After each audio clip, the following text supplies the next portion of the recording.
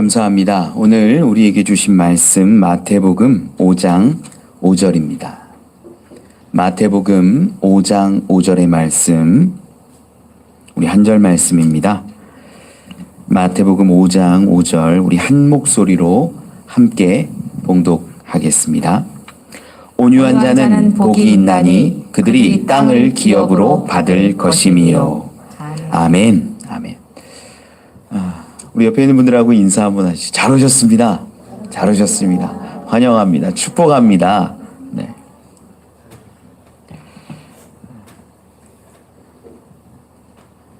제가 목사 안수를 받을 때 이야기입니다. 목사 안수를 받는 자리가 얼마나 아름답고 성스러운 자리인지요. 그 목사 안수 받는 그 자리에는요, 평생을 달려오고 기대한 사람도 있고 또 어렵게 돌고 돌아서 그 목사 안수 자리에 서게 된 사람도 있습니다. 기대하고 꿈꿔온 사람들도 있고 다양한 사람들이 그 목사 안수 받는 자리에 있지요. 보통 지방 감리사님들이 이 안수 대상자들을 이렇게 옆에 팔짱을 끼고 단으로 이렇게 올라갑니다.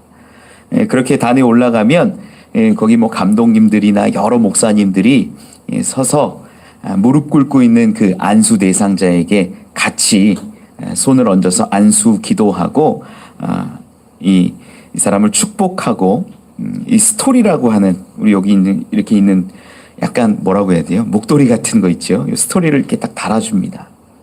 이렇게 하면 안수식이 일단 이루어진 겁니다. 안수 기도하고 선포할 때 보통 무릎 꿇고 안수 받는 사람들은 아멘 하고 이제 크게 대답을 하지요. 제가 안수 받을 때 보니까 저도 이렇게 대기하고 서고 있는데 기다리고 있는데 앞에서 아멘 하는 그 안수 대상들 동기들이 엄청 크게 소리 내는 거예요. 아멘! 막 이렇게 부르짖는 거예요. 소리치는 거예요. 그래서 이제 제 차례가 돼서 제가 이제 순서대로 서고 지금 여기 참기쁨교회 안재영 목사님이라고 계세요. 이분이 그 당시 감리사님이셨는데 제 이게 팔을 딱 잡으시면서 하는 말이 야, 다들 은혜가 넘치나 봐. 아멘을 크게 하네. 제가 그래요. 다들 은혜가 넘치나 봐요. 나는 다 잊어버려서 감동이 별로 안 되는데 다들 은혜가 충만해. 그러게요. 목소리가 좀 크네요. 그러니까 그 목사님이 감리사님이 저한테 하는 말이 너무 크게 하지 마. 네, 알겠습니다. 했죠. 그 단에 올라가서 이 수많은 목사님들이 같이 안수하세요. 그때가 이제 그때 당시 감독님이 여기 이제 영광교회 윤보환 감독님이었는데 이분이 딱 이 자를 거룩한 주의 목사로 세우니 이제 말씀을 가르치고 성례를 행하게 할지니라 뭐 이렇게 이제 딱 안수가 끝나면 아멘 하는데 이 감독님이 할지니라 그러더니 저한테 마이크를 딱 대면서 크게 제가 그때 얼마나 크게 했냐면 군대 갔을 때 2등병 때보다 더 크게 했던 것 같아요. 아멘! 나중에 나와서 안재영 목사님 저한테 묻더라고요. 크게 안 하는데 뭐 이렇게 크게 했어? 그러니까 그 자리에 서면 그렇게 되더라고요. 그때 제 생각은 얼떨결에 한 것도 있는데 목사 안수 과정을 이렇게 밟는 가운데 보통 준회원들에게는 어떤 마음이 드냐면 여기 있는 힘 있는 사람들은 나를 1년 꿀게도 하고 나를 안수식도 줄 수 있고 이런 사람들로 보이게끔 해요. 그렇게 보이게끔 해요. 느낌이 그래요. 그렇다라는 건 절대 아닌데 느낌이 거기 있는 어른 권사님, 어른 목사님들의 감독님들의 권위에 막 눌리기도 하고 야 이렇게 해야 되는가 보다라는 생각이 드는 거죠. 그래서 크게 소리를 질렀던 기억이 있습니다. 어쩌면 지금 생각해보면 어떤 행정적인 사람의 물론 목사님들의 권위이겠지만 그런 권위에 눌렸던 것 같은 마음도 듭니다. 여러분 이 스토리라는 게 어떤 걸 의미하는 줄 아십니까? 이 스토리라는 것이 뭐냐면요. 주께 묶여있는 자라는 의미예요. 그런 끈이에요. 하나님께 아버지께 여호와께 묶여있고 매여있는 자라는 의미로 이 스토리를 이렇게 달아주는 거거든요. 더 이상 훈련을 떠나서 이제는 어쩌면 행정을 떠나서 위에 있는 그 조직을 떠나서 하나님께 묶여서 여호와께 묶여서 살아가는 존재라는 것을 의미로서 이 스토를 달아주는 것이라는 겁니다. 제가 그 다음부터는 그래, 사람에게도 말고 어떤 목사님에게도 말고 어떤 인간적인 권위에게도 말고 하나님의 뜻이라면, 하나님의 말씀이라면 그것에 복종하고 따르는 삶이 옳다라고 여기게 되었습니다. 오늘 본문이요, 온유한 자는 복이 있나니 그들이 땅을 기업으로 받을 것이미요 라고 기록해요. 이 온유한 자를 이야기하는 데 있어서 매임이 너무나 중요해요. 왜 그러냐? 온유하다라는, 우리가 마태복음 신약 성경은 헬라어로 보통 기록이 되어 있어요. 그러다 보니까 여기에서 쓰인 온유한이라는 기록이 헬라어로는 이 프라우스라는 단어를 쓰는데, 겸손하다, 온순하다, 온유하다, 뭔가 잔잔한 느낌이 있지요. 뭔가 도드라지지 않고 반항하지 않고 그대로 따르는 느낌이 있습니다, 그 단어에는. 그런데 히브리어는 좀 달라요. 히브리어에 있는 온유라는 단어는요, 아나하라는 단어를 쓰는데, 이게 근본이 뭐냐면 핍박받다라는 거예요. 어딘가에 매여 있다, 묶여 있다라는 단어의 의미가 이 온유하다라는 단어 아나하의 어원이라는 거예요. 그래서 이 온유하다라는 단어는요, 예전에 우리가 애굽 생활을 볼 때도 있지만, 그때 자유인에게 쓰이는 단어가 아니라 붙잡혀서 살아가는 사람, 종과 같은 사람들에게 자주 쓰였던 단어가 온유하다라는 거예요. 왜 목사에게 스토를 걸어줍니까? 권위와 능력의 상징이 결코 아닙니다.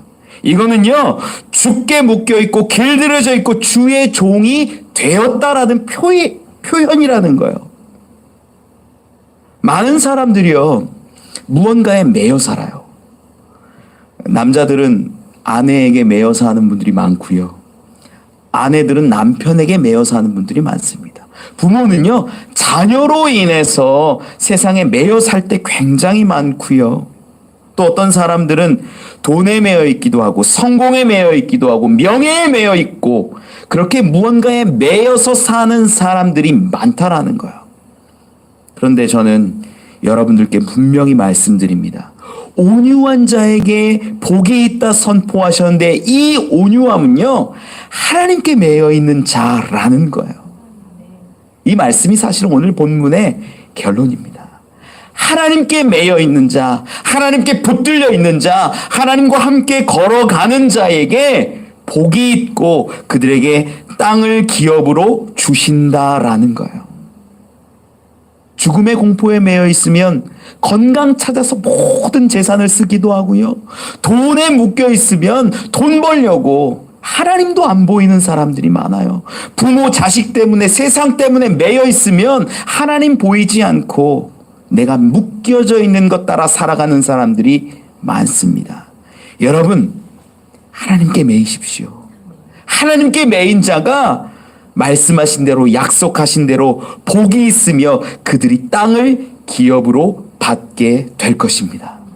말씀을 좀 깊이 한번 살펴보지요. 첫 번째 은혜 나누길 원하는 것은요, 영원의 소망을 가진 자가 온유한 자라는 겁니다.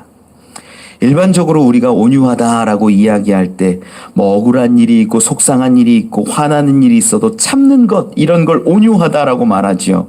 갚아주고 싶고 복수하고 싶은 마음이 있지만 참고 온유한 것. 다윗이 그러한 모습을 잘 드러내고 있어요. 우리 성경을 좀 한번 살펴보면 좋을 것 같은데요. 시편 37편 한번 보겠습니다. 시편 37편 11절 말씀 함께 보지요. 828면에 있습니다. 구약성경 828면, 시편 37편 11절의 말씀, 우리 함께 한번 읽어보지요. 시작. 온유한 자들은 땅을 차지하며 풍성한 화평으로 즐거워하리로다. 아멘. 시편에 보니까 이 37편 11절 읽은 것에 예수님이 말씀하신 거랑 굉장히 흡사한 이 모양새로 기록이 되어 있지요. 그러다 보니까 학자들 중에서는요, 예수님이 그냥 얘기하신 것이 아니라 시편에 있는 이 기록을 토대로 해서 가져와서 말씀하신 것이라고 보는 학자들도 있어요. 다윗이 왜 이러한 이야기를 했을까? 다윗의 삶이요, 정말 굴곡이 많아요. 성공하는 것 같고 정말 최고의 자리에 있는 것 같지만 뚝 떨어져서 어려움을 겪기도 하고 문제 앞에 처하는 일들도 많이 있었습니다. 이 말씀들을 쭉 읽어보면요, 시편 37편을 지금 읽었는데요, 7절에서 10절까지를 읽으면 조금 더 분명하게 드러나요. 우리 7절로 10절까지도 같이 한번 읽어보면 좋을 것 같아요. 같이 우리 한 목소리로 읽어보죠. 시작. 여호와 앞에 잠잠하고 참고 기다리라. 자기 길이 형통하며 악한 꾀를 이루는 자 때문에 불평하지 말지어다. 분을 그치고 노를 버리며 불평하지 말라. 오히려 악을 만들 뿐이라. 진실로 악을 행하는 자들은 끊어질 것이나 여호와를 소망하는 자들은 땅을 차지하리로다. 잠시 후에는 악인이 없어지리니 내가 그곳을 자세히 살필지라도 없으리로다. 아멘. 지금 방금 읽은 시편 37편 7절에서 11절까지를 쭉 읽어보면, 야, 악하게 하지 마.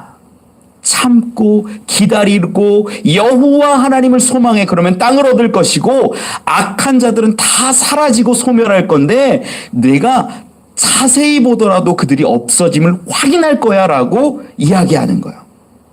가만히 보면 악한 자들은 분명히 소멸하고 사라지고 참고 기다리고 인내하고 하나님을 소망하는 자들에게는 땅을 주신다라는 이야기가 쭉 풀어져 있는 거예요. 그런데 이 표현이 참고 기다리고 온유하고 온순하게 있으면 정말 하나님이 땅을 우리에게 기업으로 주신다라는 그러한 지혜의 말씀일까요? 아니에요. 여기에는 더 깊은 뜻이 담겨져 있어요. 우리 시편 37편을 쭉 읽었는데 29절에 보면 이렇게 기록합니다. 29절 말씀 여러분 찾으셨으면 같이 한번 읽어보죠. 시편 37편 29절 한번 읽어보죠. 시작.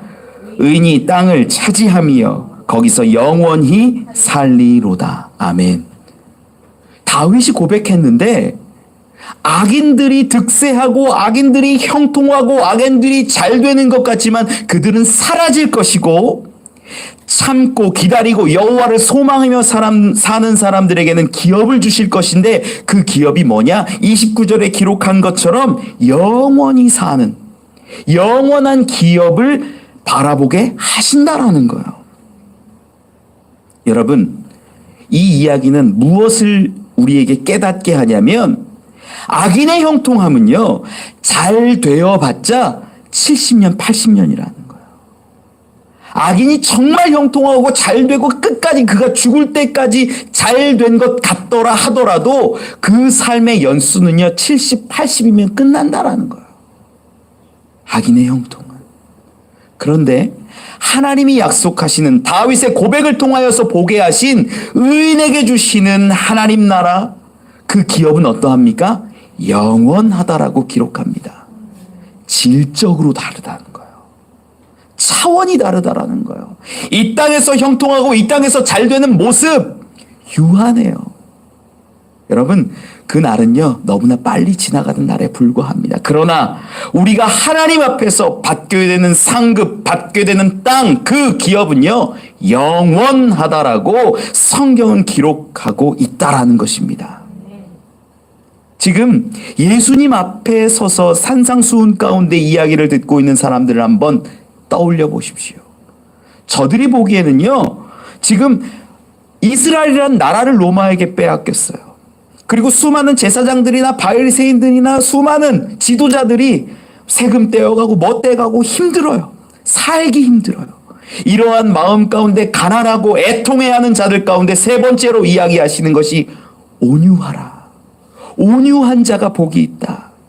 너희 종처럼 사는 것 같고 어쩔 수 없이 사는 것 같고 너희를 복수하고 싶기도 하고 나라를 되찾고 싶기도 하고 이렇게 무너진 인생 가운데 사는 것이 힘들지만 그렇게 사는 것 여기에서의 삶이 다가 아니다라는 것을 이야기하신다라는 거죠. 여러분, 우리가 사는 이 땅이 전부가 아님을 믿으시기 바랍니다. 요즘 화요일에 다니엘서를 강해하고 있는데 다니엘서에 보면 2장에 느부갓네살 왕이 꾸는 꿈 이야기가 나와요. 그러니까 꿈을 꾸는데 그 바벨론에 있는 수많은 이 술객들이나 지혜자들 다 모아갖고 야, 니네가 내 꿈을 맞춰봐. 내가 꾼 꿈을. 그리고 그 꿈이 어떻게 된 것인지 해석도 해봐. 꿈을 안 가르쳐주고 이야기를. 깜짝 놀라죠. 이런 일이 없습니다. 그러는 가운데 다니엘이 그 꿈 이야기를 맞춥니다. 하나님이 이제 보여주신 거죠. 왕의 꿈이 그런데 어떻게 되냐면 머리는 큰 신상을 봐요. 환상 중에. 큰 신상을 보는데 머리는 금으로 되어 있고 이 가슴은 은으로 되어 있고 이 넓적다리 쪽은 노수로 되어 있고 종아리 쪽은 철로 되어 있고 끝에 발은 철과 쇠가 섞여 있는 모양인 거예요. 그런데 이 느부갓네살 왕이 고민하고 찜찜하고 불안해했거든요. 그 이유가 돌 하나가 날아와서 그 신상을 땅 치는데 그 신상들이 모조리 부서지고 먼지가 돼서 사라지는 환상을 본 거예요. 그리고 그 돌이 이 모든 곳에 이렇게 깔리는 그런 환상을 본 거죠.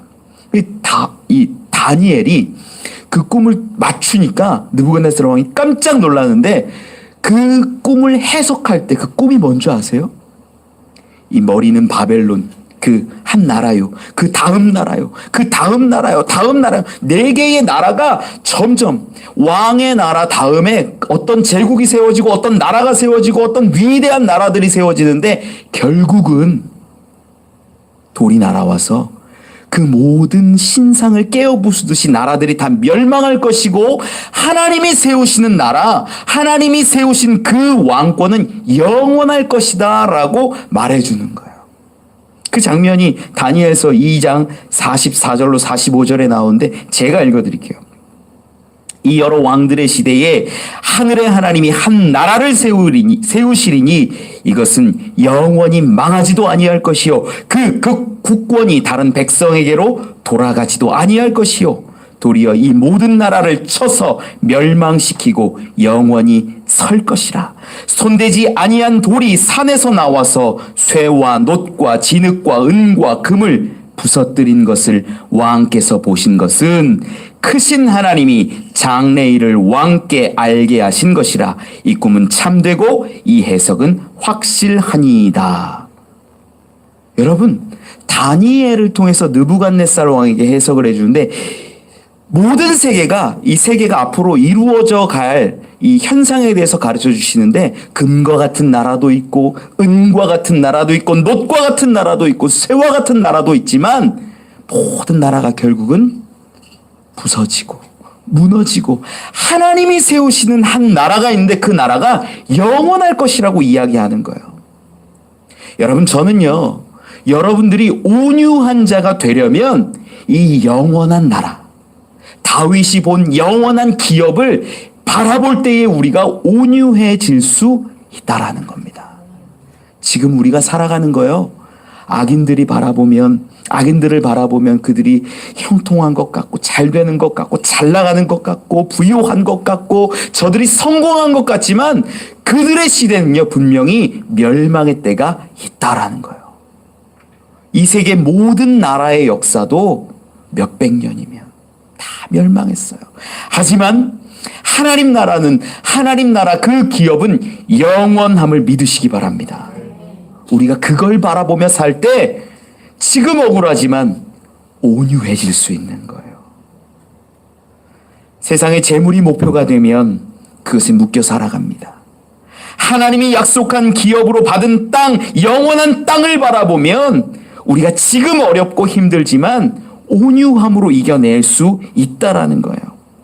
저는 여러분들이 영원한 나라의 기업, 그 땅을 소유하는 자로 상속받을 자로 살아갈 수 있기를 원합니다. 영원을 소망하는 자는 지금 어렵고 억울하고 힘들더라도 이겨낼 수 있습니다. 그들에게 분명히 예수님이 약속하신 땅이 있기 때문입니다. 그런 저와 여러분 되기를 축원합니다. 두 번째 은혜 나누길 원하는 것은요, 하나님께 매인 자가 온유한 자라는 겁니다. 하나님께 매였다라는 게 어떤 의미일까요? 하나님이 우리를 바라보시고 하나님이 우리를 알고 계시기에 내가 내 혈기와 내 분노를 내려놓는 것이 하나님께 매인 자라는 거예요. 우리가 이 팔복 이야기를 계속하면서 마음이 가난한 자에 대해서도 또 애통하는 자에서도 이야기할 때 다윗의 이야기를 많이 살펴봤어요. 오늘 이 온유한 자의 이야기도 다윗의 사례를 보면 조금 더 분명히 이해할 수가 있습니다. 이 다윗이 밧세바를 범한 이후에 자기가 정말 죄인이구나, 내가 어찌할 수 없는 죄인이구나, 나는 죄 가운데 빠져있고 결코 헤어나올 수 없는 문제가 있는 사람이구나 라는 것을 깨닫고 애통했잖아요. 그런데 나단 선지자를 통하여서 다윗에게 징계를 선포하고 하나님의 저주를 이야기했는데 그 저주가 정말로 현실로 일어납니다. 그의 아들 중에 암논이라는 아들이 있었는데 이 암논이 이 이복 동생이죠, 다말이라는 여인을 사랑했어요. 그래서 강간하고 버립니다. 그것을 안 이 다말의 오빠 압살롬이 이 칼을 갈고 닦아갖고 한 2년쯤 흐른 뒤에 이 왕자들을 다 불러갖고 암논을 죽여요. 그리고 나서 압살롬이 잠깐 도망했다가 시간이 조금 지난 후에 이제 난을 일으킵니다. 왕자의 난이죠. 그 이후에 어떻게 되냐면 다윗이요, 다윗성을 버리고 도망하는 자가 돼요. 도망하는 과정에서도 이제 자기를 따르는 무리와 백성들, 군사들이 있었거든요. 그런데 그 도망하는 과정에서 한 마을에 들어설 때 어떤 한 사람이 돌을 던지면서 이 다윗을 저주하는 장면이 나와요. 사무엘 하 16장에 나오는 이야기인데 막 시므이라는 사람이 막 돌을 던지면서 저주합니다. 야, 이 사악한 자야, 떠나라, 가거라, 막 이러면서 막 돌을 던지거든요. 그런데 그때 다윗 옆에 장수들도 있고 군사들도 있고 다윗을 추종한 사람이 아직 많이 있거든요. 그 중에 아비새가 이런 말을 합니다. 이 사무엘하 16장 9절인데요. 제가 읽을게요. 스루야의 아들 아비새가 왕께 여짜오되 이 죽은 개가 어찌 내 주 왕을 저주하리이까 청하건대 내가 건너가서 그의 머리를 베게 하소서. 아비새가 다윗의 이제 조카뻘쯤 됐거든요. 조카쯤 되는 자였는데 왕을 충성스럽게 다윗을 따랐어요. 내 왕 다윗을 저주하는 것을 보니까 한 주먹거리도 안 되거든요. 시므이는 정말 그냥 보통 사람에 불과해요. 내가 건너가서 저 목을 베버리고 죽여버리겠습니다. 그러는데 그때 다윗이 뭐라고 이야기해? 좀 찾아보면 좋겠네요. 사무엘하 한번 찾아보죠. 사무엘하 16장 10절로 12절입니다. 사무엘하 16장 10절로 12절 말씀 우리 같이 한번 읽어보지요. 사무엘하 16장 10절로 12절 시작. 왕이 이르되 수리야의 아들들아 내가 너희와 무슨 상관이 있느냐? 그가 저주하는 것은 여호와께서 그에게 다윗을 저주하라 하심이니 내가 어찌 그리하였느냐 할 자가 누구겠느냐 하고 또 다윗이 아비새와 모든 신하들에게 이르되 내 몸에서 난 아들도 내 생명을 해하려 하거든 하물며 이 베냐민 사람이랴 여호와께서 그에게 명령하신 것이니 그가 저주하게 버려두라. 혹시 여호와께서 나의 원통함을 감찰하시리니 오늘 그 저주 때문에 여호와께서 선으로 내게 갚아주시리라 하고. 아멘. 밧세바를 범한 저주로 정말 쫓기는 자가 되었어요. 압살롬은요, 이 다윗의 후궁들을 백주대낮에 범하는 그러한 장면들도 나단 선지자의 이야기처럼 정말로 이루어져요. 그런데 다윗이 지금 도망하고 있으면서 나를 저주하고 있는 사람에게 딱 그를 보면서 느꼈던 게 뭐냐면 하나님이 저렇게 저를 향하여서 나를 저주하게 하셨다라는 거예요. 여기서도 뭐예요? 나의 죄를, 나의 문제를, 나의 과거 가운데 수치스러운 것들을 바라보면서 이 상황을 참아내고 있다라는 거예요.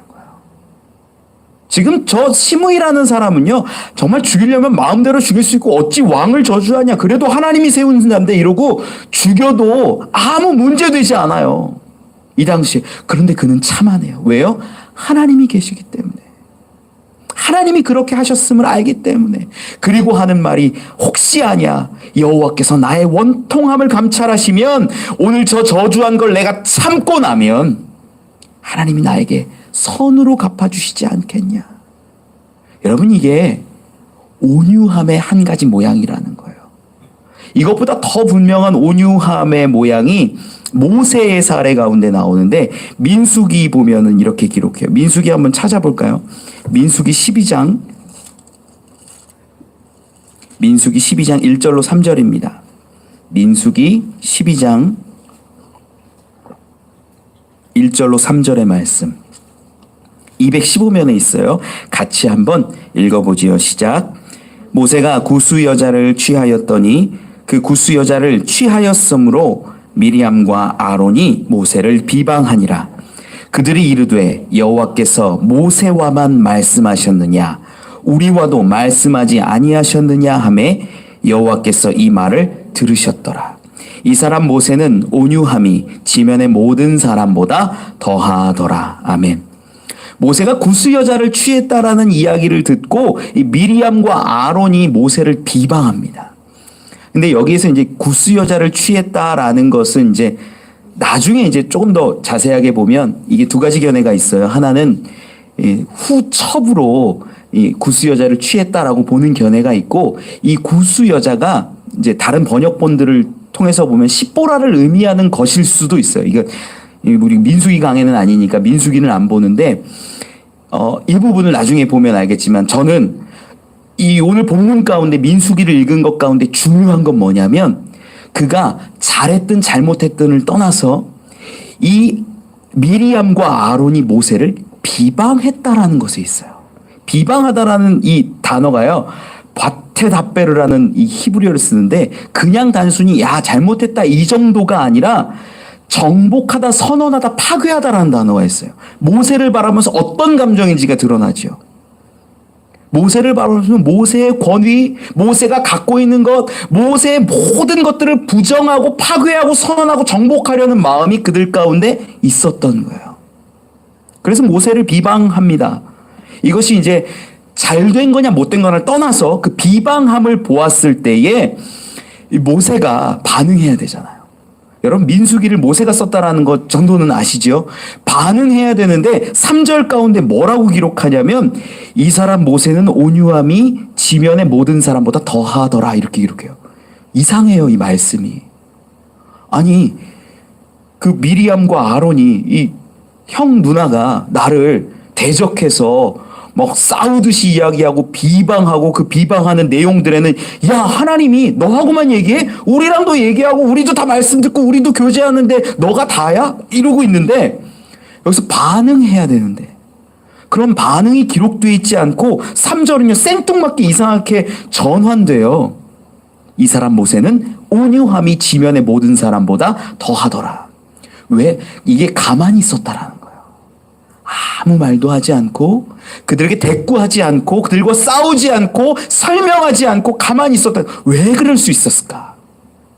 모세가 온유하기 때문에 맞는데요. 왜 온유할 수 있었을까? 이 상황에서 나에게 대적하고 나를 정복하려고 하고 나를 비판하는 그들에게 왜 가만히 있을 수 있었을까? 2절 말씀에 핵심이 있어요. 2절 끝에 뭐라고 기록해요? 여호와께서 이 말을 들으셨더라. 그 미리암과 아론이 비방하고 있는 걸 누가 하셨어요? 하나님이 하시는 거예요. 하나님이. 그것이 잘된 것인지 잘못된 것인지, 그가 죽을 죄를 진 것이 용서함 받을 수 있는 것인지 문화 가운데 용인될 수 있는 것인지 아닌 것인지 그런 거 다 떠나서 누가 알고 계신 거예요? 하나님이 알고 계시는 거예요. 하나님이 들으신 거예요. 그러면 그 들었다라는 거, 하나님이 알고 계신다라는 걸 모세가 알아요, 몰라요? 아는 거예요. 그러면 미리암과 아론에게 대적해서 내가 싸울 필요가 있어요, 없어요? 싸울 필요가 없는 거예요. 왜? 하나님이 알고 계시기 때문에. 하나님이 들으셨기 때문에 나를 비방하고 내 뒤에서 험담하고 나를 무너뜨리고 나를 모욕하는 그 모든 것을 하나님이 알고 계시기 때문에 싸울 필요가 없는 거예요. 여러분, 온유함은요, 하나님께 매여 있는 자가 할 수 있는 겁니다. 혈기를 따지면요, 모세 어떤 사람입니까? 예전에 애굽에서 왕자로 살아갈 때는요, 정의를 위해서겠지만 사람을 때려 죽일 수 있는 사람이었어요.